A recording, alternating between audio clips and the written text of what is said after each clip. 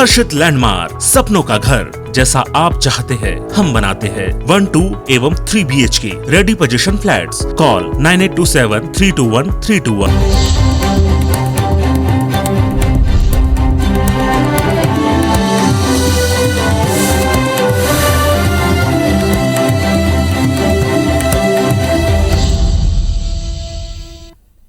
नमस्कार, स्वागत है आप सबका। मैं पुनीत पाठक और आप देख रहे हैं मेरा मध्य प्रदेश। मध्य प्रदेश की खबरें विस्तार से देखते हैं।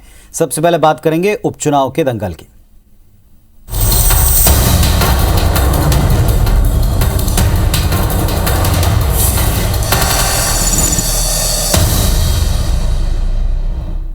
उपचुनाव को लेकर सीएम शिवराज का तूफानी दौरा जारी है। हर दिन सभाएं, रैलियां कर रहे हैं।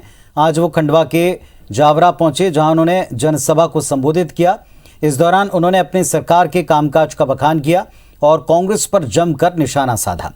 सीएम ने खंडवा से बीजेपी प्रत्याशी ज्ञानेश्वर पाटिल के समर्थन में वोट मांगे। इस दौरान शिवराज ने कहा कि 15 महीने की कांग्रेस सरकार ने उनकी कल्याणकारी योजनाओं को बंद करने का काम किया।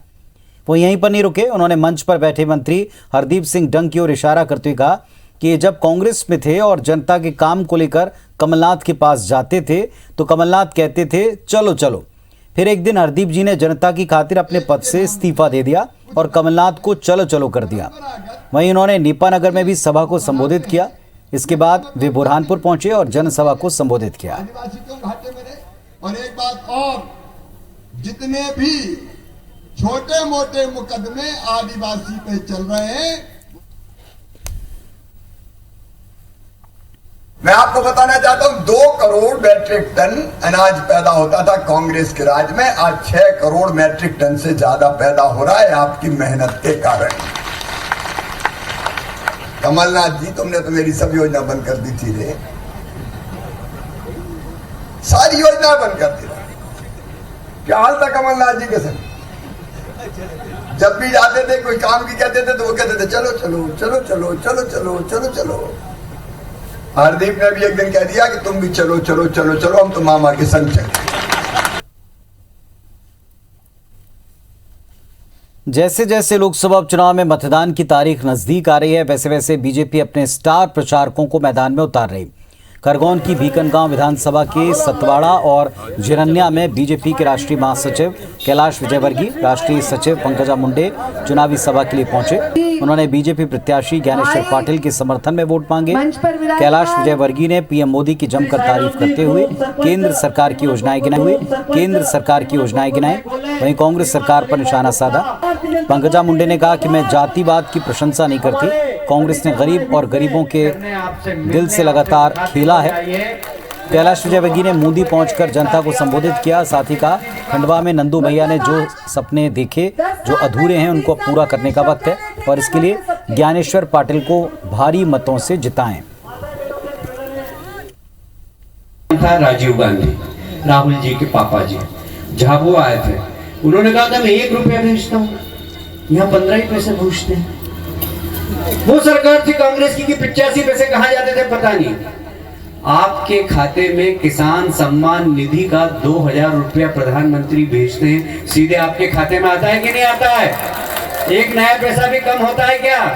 बीच में कोई दलाल फलाल है क्या? ये सरकार है भारतीय जनता पार्टी की। और इसलिए मैं आपके दरवाजे पर दस्तक देने बहन पंकजा को लेकर आया। नंदू भैया के ना होने से जो चुनाव है, यहाँ मैं आपको विनती कर चुकी हूँ कि आप मतदान दीजिए और मुझे पूरा विश्वास है आप देंगे। इसका कारण मैं यहाँ आई हूँ ये नहीं है, इसका कारण है आपका मतदान ज्ञानेश्वर पाटिल जी के रूप में स्वयं मोदी जी को जाने वाला है। खंडवा लोकसभा उपचुनाव के प्रचार के लिए केंद्रीय मंत्री प्रहलाद पटेल आज खरगोन के बड़वा पहुंचे। उन्होंने बूथ लेवल के कार्यकर्ताओं की मीटिंग ली। कार्यकर्ताओं में जोश भरा। पटेल ने बीजेपी प्रत्याशी ज्ञानेश्वर पाटिल को जिताने की अपील की। इस दौरान केंद्रीय मंत्री पटेल ने कहा कि कार्यकर्ताओं में जो जोश नजर आ रहा है उससे स्पष्ट है कि कार्यकर्ता बीजेपी को प्रचंड जीत दिलाएंगे और जीत का एक नया इतिहास रचेंगे। बैठक के बाद केंद्रीय मंत्री प्रहलाद पटेल बड़वा के पूर्व विधायक स्वर्गीय चंद्रकांत गुप्ता के परिजनों से मिले और चंद्रकांत गुप्ता के फोटो पर पुष्प अर्पित कर श्रद्धांजलि दी। चुनाव की जो प्रक्रिया चालू हुई है, बूथ के कार्यकर्ताओं के साथ संवाद हुआ है। उनका उत्साह है। हमारे देवतुल्य कार्यकर्ता देव उठनी 11 के दिन होने वाले मतदान में एक प्रचंड बहुमत के साथ भारतीय जनता पार्टी को विजय तो दिलाएंगे ही, एक इतिहास रचेंगे।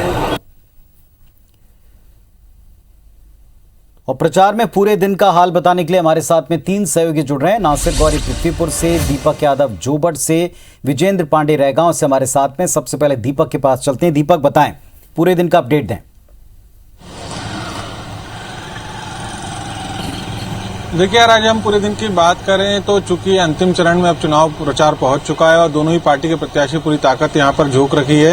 ये आज गोविंद राजपूत ने पूरे क्षेत्र का मोर्चा संभाला था भाजपा की तरफ से। इसके अलावा खुद भाजपा प्रत्याशी सुलोचना रावत अलग अलग जगहों पर पहुंची, तो वहीं दूसरी तरफ कांग्रेस की तरफ से मुकुल वासनिक ने आज सभा ली थी। इसके अलावा तमाम जो पूर्व मंत्री हैं कांग्रेस को, वो इस वक्त इस क्षेत्र में डेरा डाले हुए हैं। और चूंकि ये ट्राइबल बहुल इलाका है तो खासतौर पर जो ग्रामीण क्षेत्र है वहां पर सबसे ज्यादा जो कैंडिडेट है उनका फोकस है और लगातार जो ग्राम सभाएं हैं वो उम्मीदवार लगातार कर रहे हैं। और एक बड़ा मामला आज जरूर निकलकर सामने आया कि जो कांग्रेस के प्रत्याशी हैं महेश पटेल, उनके खिलाफ यहां पर एक रेप पीड़िता युवती को धमकाने का मामला जरूर दर्ज किया गया है, जिसका कांग्रेस लगातार विरोध कर रही है। तो वहीं भाजपा का यह पलटवार है कि जब पीड़िता सामने आई है तो मामला जरूर दर्ज किया जाएगा, क्योंकि ये सुप्रीम कोर्ट की गाइडलाइन है। तो फिलहाल ये मामला दर्ज होने के बाद आरोप प्रत्यारोप का दौर लगातार जारी है। वहीं दूसरी तरफ आने वाले दिनों में ज्योतिरादित्य सिंधिया की यहां पर एक बड़ी सभा होने वाली है। इसके अलावा खुद मुख्यमंत्री शिवराज सिंह चौहान भी पहुंचेंगे। 3 सभाओं की तैयारियां भी चल रही है। इसके अलावा जो अलग अलग प्रभार सौंपे गए हैं भाजपा नेताओं को, वो अपने अपने क्षेत्र में सक्रिय, चाहे वो रमेश मेंदोला की बात करें, चाहे हम गोविंद राजपूत की बात करें, तो इसे तमाम जो भाजपा के दिग्गज नेता हैं उन्होंने पूरी तरीके से जोबट में ही डेरा डाले हुए हैं और लगातार सुबह से लेकर शाम तक अलग अलग जगह पर पहुंचकर वो ग्राम सभाएं ले रहे हैं।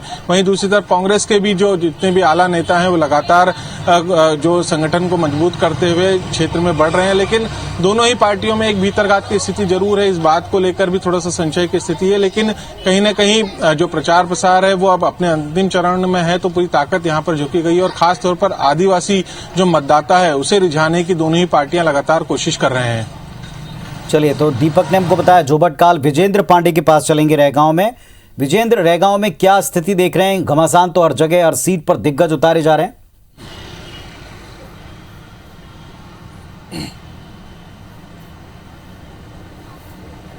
बेशक पुनीत, घमासान रैगांव में भी है और चूंकि फैसले की घड़ी नज़दीक ही है, इलेक्शन डे नज़दीक है, पोलिंग डे नज़दीक है, लिहाजा सियासी सरगर्मियां भी खासी बढ़ी हुई हैं। और अगर कांग्रेस और बीजेपी के चुनाव प्रचार की बात करें तो वो धुआंधार अंदाज में होने लगा है। और आज का अगर जिक्र करते हैं तो आज पूर्व मुख्यमंत्री कमलनाथ की 2 सभाओं को अगर मिला लिया जाए तो अब तक पूर्व मुख्यमंत्री कमलनाथ की यहाँ पर 3 सभाएँ हुई हैं, और जबकि सीएम शिवराज सिंह चौहान तकरीबन 12 सभाएँ यहाँ पर कर चुके हैं। और साथ ही साथ बीजेपी की ओर से 4 मंत्री, इसमें ब्रजेंद्र सिंह, बिसाहू लाल सिंह, प्रभुराम चौधरी और राम खिलावन पटेल, एक तरह से चारों मंत्रियों ने एक तरह से डेरा यहाँ रैगांव में डाला हुआ है। लगातार उनके ओर से जनसंपर्क किए जा रहे हैं। और साथ ही साथ आज केंद्रीय कृषि मंत्री नरेंद्र सिंह तोमर की भी 2 सभाएं हुई यहाँ पर सिंहपुर और मदनीपुर में, उन्होंने सभाओं को संबोधित किया। और साथ ही साथ संगठनात्मक बैठकें भारतीय जनता पार्टी की भी ली, ताकि प्रबंधन के जरिए भी इस चुनाव को जीता जा सके। और जहाँ तक उनकी सभाओं का जिक्र करते हैं केंद्रीय कृषि मंत्री नरेंद्र सिंह तोमर की, तो उन्होंने किसान कानूनों को लेकर एक तरह से कांग्रेस को आड़े हाथों लिया कि जो विरोध हो रहा है वो फिजूल है और पीएम मोदी की मंशा जो है वो किसानों का हित है या किसानों की आमदनी बढ़ाने का ही है।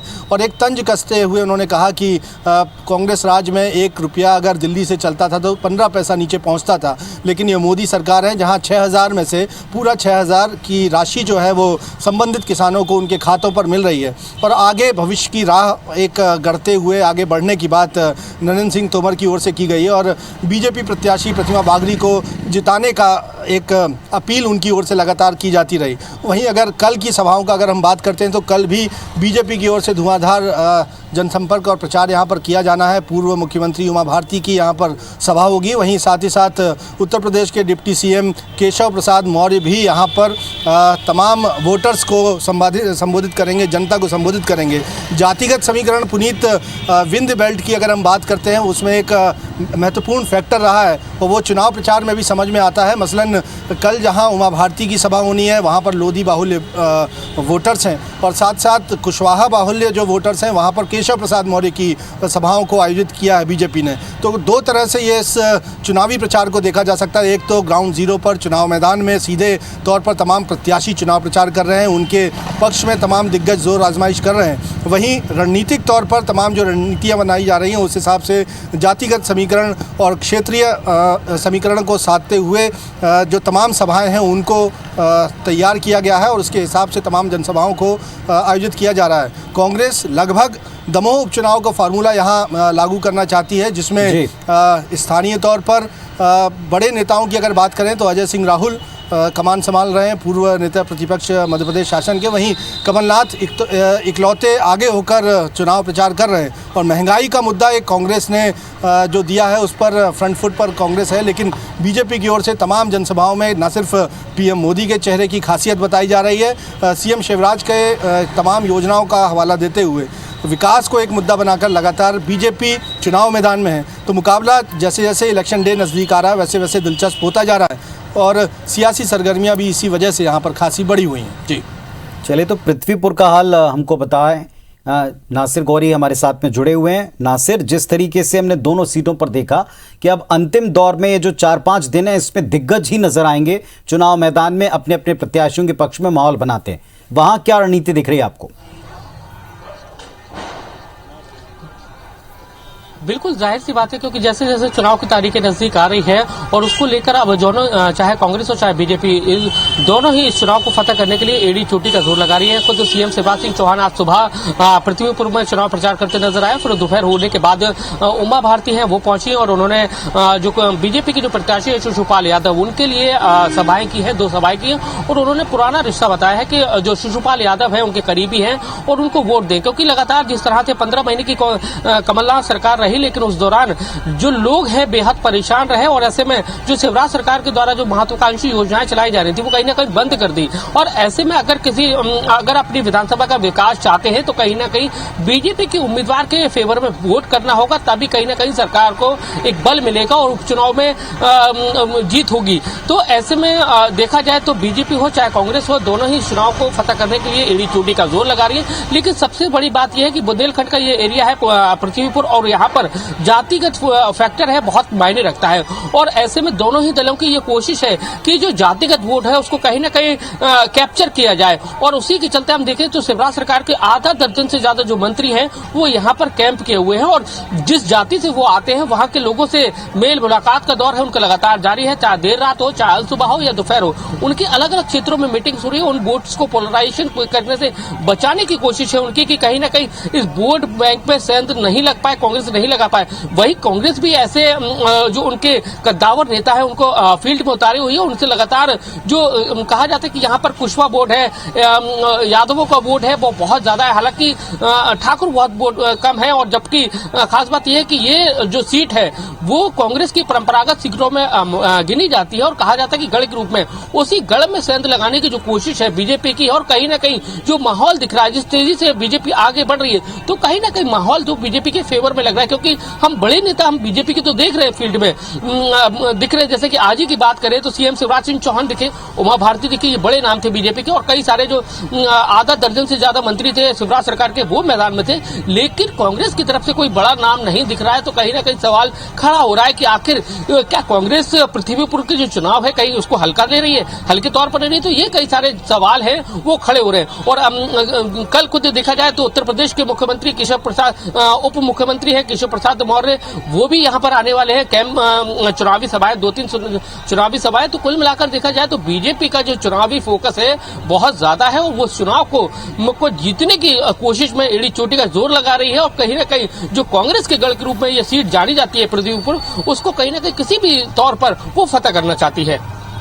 चलिए, तो हर एक जगह समीकरणों को ध्यान में रखकर नेताओं को उतारा जा रहा है, समीकरणों को ब्रेक करने की कोशिश, विरोधियों के समीकरणों को ध्वस्त करने का प्रयास भी हो रहा, लेकिन इन सब के बीच में अब केवल 4 से 5 दिन बचे हैं और प्रचार धुआंधार होगा और इस तरह के आरोप प्रत्यारोप, बयानबाजी, नेताओं के दौरे तेज होंगे। बहुत शुक्रिया आप सबका पूरे अपडेट के लिए।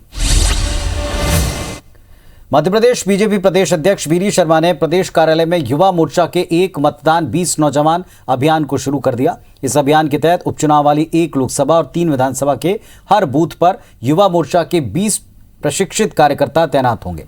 इनमें 3268 बूथों पर क्रिएटिव युवाओं का सम्मान किया जाएगा। इस मौके पर वीडी शर्मा, युवा मोर्चा प्रदेश अध्यक्ष वैभव पवार ने अभियान के लिए तैयार किए गए स्लोगन और हैशटैग का अनावरण किया। बहुत बहुत धन्यवाद सबको।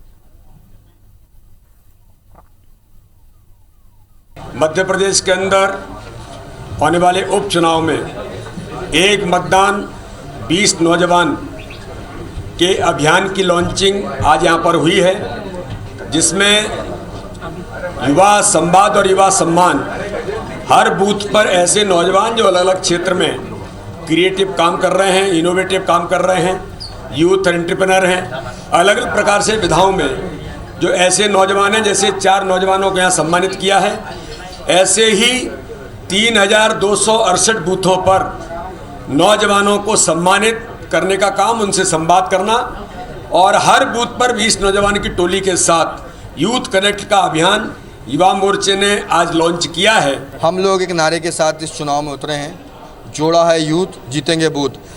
मध्य प्रदेश में जो उपचुनाव होने जा रहा है उसमें 11 विधानसभाओं में 3268 बूथों पे 20-20 युवाओं को हमने जोड़ा है। 20 युवाओं को जोड़कर अब हम उनके प्रशिक्षण का और युवा जो वहाँ पे रहने वाले ऐसे प्रतिभावान युवाओं का सम्मान करेंगे और युवाओं का सम्मान और संवाद का कार्यक्रम भारतीय जनता युवा मोर्चा 30, 24 और 25 अक्टूबर को 3232 बूथों में सम्मेलन के माध्यम से करने वाला है। चलिए देखते हैं दिन की इस वक्त तक की बिग न्यूज।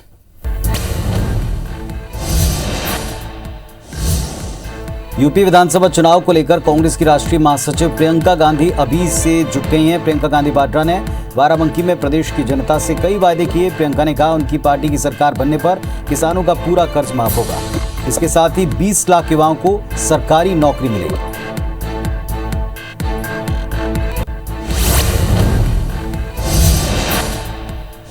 प्रधानमंत्री नरेंद्र मोदी ने आज 7 वैक्सीन निर्माताओं के साथ मीटिंग की। बैठक में केंद्रीय स्वास्थ्य मंत्री मनसुख मंडाविया और MOS स्वास्थ्य भारती प्रवीण पवार भी शामिल हुए। पीएम मोदी ने सीरम इंस्टीट्यूट ऑफ इंडिया के CEO आदर पूनावाला के साथ भी चर्चा की।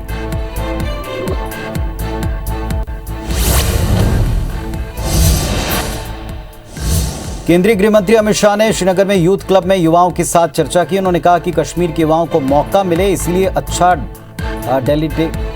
डिलिमिटेशन का काम होगा। डिलिमिटेशन के बाद में चुनाव होगा और फिर से स्टेटहुड का स्टेटस वापस लगेगा।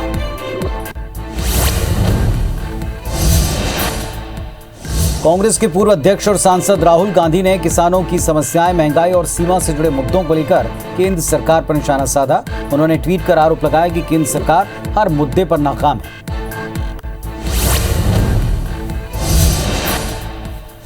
भारत पाकिस्तान मुकाबले के एक दिन पहले टीम इंडिया के कप्तान विराट कोहली ने प्रेस कॉन्फ्रेंस की। उन्होंने कहा कि हर मैच के लिए हम पूरी तरह से तैयार हैं।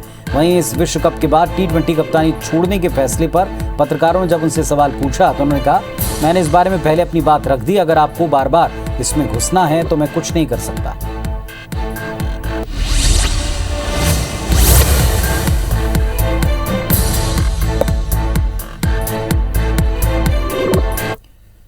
खबर जबलपुर से, जहां आय से अधिक संपत्ति के मामले में फंसे आदिम जाति कल्याण विभाग के रिटायर्ड अधिकारी नागेंद्र यादव की नई संपत्तियों का खुलासा हो रहा है। UW के अधिकारियों के मुताबिक नागेंद्र यादव के कान्हा नेशनल पार्क में जमीन होने के दस्तावेज भी मिले हैं। दरअसल मामूली कर्मचारी के तौर पर सरकारी विभाग में भर्ती होकर करोड़ों की काली कमाई करने वाले रिटायर्ड अफसर नागेंद्र यादव की बेहिसाब संपत्तियां लगातार उजागर हो रही हैं।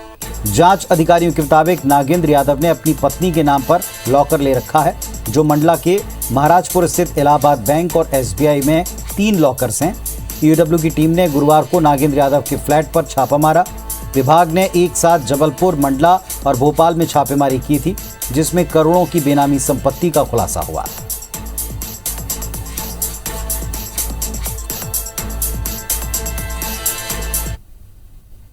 भोपाल में झुग्गियों के विस्थापन के लिए काम शुरू हो चुका है। नगर निगम ने हाउसिंग फॉर ऑल योजना के तहत 8 प्रोजेक्ट्स को लॉन्च किया। उधर अवैध रूप से बनाए गए झुग्गी में गुजर बसर करने वालों की शिफ्टिंग का काम जोरों पर है। निगम ने भानपुर और कोकता में विस्थापन से पहले आवास का निर्माण कराया। इसके बाद झुग्गियों को तोड़कर ट्रक में भरकर लोगों के सामान को शिफ्ट कर दिया। माता मंदिर स्थित 70 से अधिक झुग्गियों को तोड़ने की कार्रवाई नगर निगम ने की है। 450 करोड़ रुपए की लागत के 8 प्रोजेक्ट पर काम शुरू हो चुका है।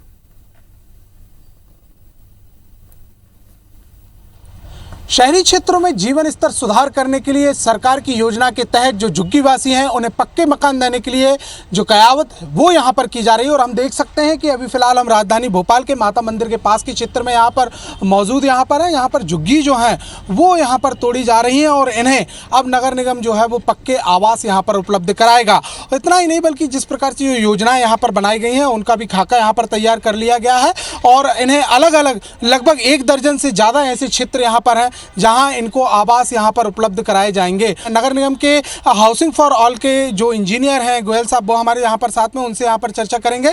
सर, आपसे यहां पर जानना चाहेंगे किस प्रकार से क्या कार्रवाई हो रही, कहां विस्थापन होगा और अभी क्या है शहर की स्थिति। सबसे पहले तो मैं आपको नमस्कार बोलता हूं और मैं ये बताना चाहता हूं कि हमारे जो ये यहाँ पर सर्वेक्षित हितग्राही हैं और इनको हम राजीव आवास योजना अंतर्गत भानपुर में फ्लैट दे रहे हैं और ये सर्वेक्षित किए गए हैं। इन लोगों ने मार्जिन मनी की राशि जमा कर दी गई है और अब इनको जो है वहाँ विस्थापित कर रहे हैं। यहाँ पर हमारा एक हाउसिंग फॉर ऑल के प्रधानमंत्री आवास योजना का एक प्रोजेक्ट आ रहा है और उसमें ये जो है झुग्गियाँ आ रही थी, इस कारण इनको भी वहाँ पर पक्के मकान दिए जा रहे हैं। सर, तो यहाँ साफ तौर पर बताया गया है कि लगातार जिस प्रकार से जो गरीब हैं या ऐसे हैं जिन योजनाओं के अंतर्गत जो अपने आप के मकान जो है वो यहाँ पर नहीं बना पाते हैं, उन्हें हाउसिंग फॉर ऑल की योजना के तहत मकान आवास यहाँ पर उपलब्ध कराए जा रहे हैं। और इतना ही नहीं बल्कि शहर में ऐसे करोड़ों के 8 नए प्रोजेक्ट भी नगर निगम ने लॉन्च कर दिए हैं। कैमरामैन वीरेंद्र नागर के साथ शिखिल व्यवहार, IBC 24 भोपाल। तो इस बुलेटिन में फिलहाल इतना ही। खबरों अपडेट्स के लिए आप देखते रहें IBC 24। नमस्कार।